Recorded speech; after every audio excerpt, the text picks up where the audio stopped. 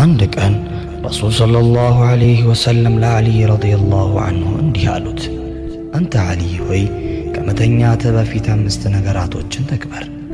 አንደኛው ስትተኛ 4000 ዲናር ሶደቃ ስጥ። ሁለተኛው ደግሞ ቁርአንን አኽትም።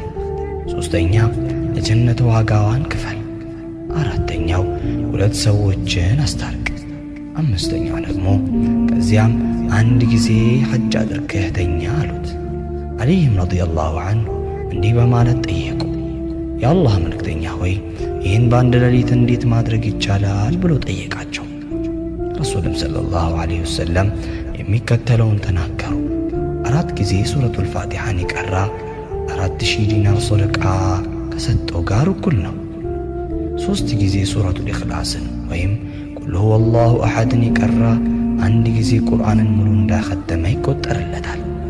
ሶስተኛው ደግሞ 3 ጊዜ ላ ሐውለ ወላ ቁወተ ኢላ ቢላሂል ዐሊይል ዐዚም ያለ የጀነት ዋጋዋን ከፍሏል።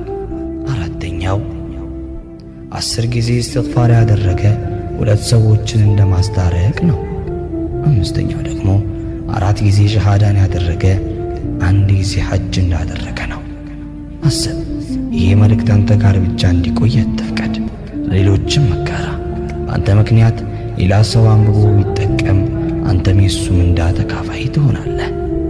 ሰላም አለይኩም።